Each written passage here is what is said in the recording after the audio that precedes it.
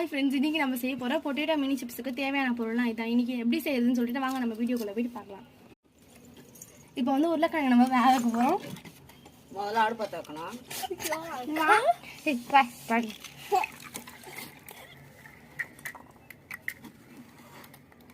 அது 2 காயும் தான்.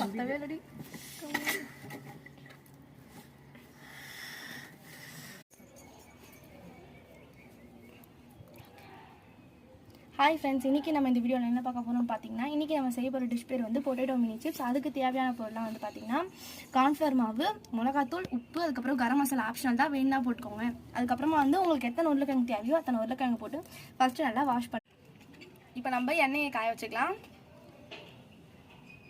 எண்ணெய் நல்லா ஹீட் ஆகட்டும்.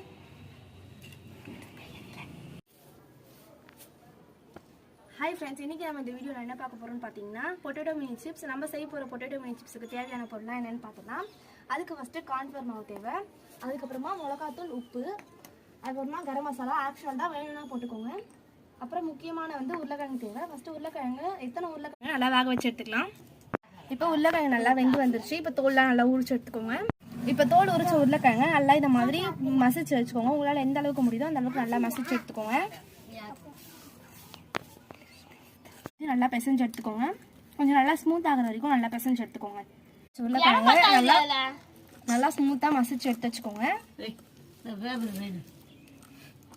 நல்லா மசிச்சு எடுத்தாச்சு. இப்போ நம்மளுக்கு தேவையானது கார்ன்ஃப்ளவர் மாவு. உங்களுக்கு எந்த அளவுக்கு தேவையோ அந்த அளவுக்கு போட்டுக்கோங்க. அதுக்கப்புறமா மிளகாத்தூள். நம்ம இன்னைக்கு கரம் மசாலா ஆட் பண்ணுறதுனால அதனால் கொஞ்சமாக மிளகாத்தூள் ஆட் பண்ணுறோம். அப்புறமா கொஞ்சம் உங்களுக்கு தேவையான அளவுக்கு சால்ட்டு, கொஞ்சமாக வாட்டர் ஊற்றி நல்லா கெட்டியாக பிசைஞ்சு வச்சு. இப்போ நம்ம வீடியோவில் காட்டுற மாதிரி நல்லா கெட்டியாக பிசைஞ்சு வச்சுக்கோங்க. பிசைஞ்சு வச்ச இதை மாதிரி மாவெல்லாம் நம்ம வந்து பிசைஞ்சு வச்ச மாவெல்லாம் இது மாதிரி ஒரு பால்ஸ் மாதிரி நம்ம ரெடி பண்ணி வச்சுக்கணும். இப்போ வீடியோவில் காட்டுற மாதிரி உங்களுக்கு தேவையான அளவுக்கு பால்ஸ் ரெடி பண்ணி வச்சுக்கோங்க. நம்ம ஆல்ரெடி இந்த மாதிரி பால்ஸ்லாம் ரெடி பண்ணி வச்சிடணும். வாய் வச்சு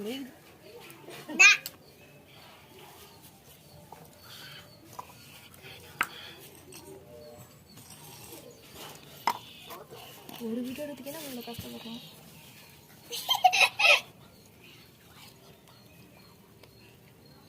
இப்போ நம்ம அந்த ஆயில் வந்து நல்லா ஹீட் ஆயிடுச்சு. இப்போ நம்ம செஞ்சு வச்ச பால்ஸை ஒன்று ஒன்றா அதில் போட போகிறோம்.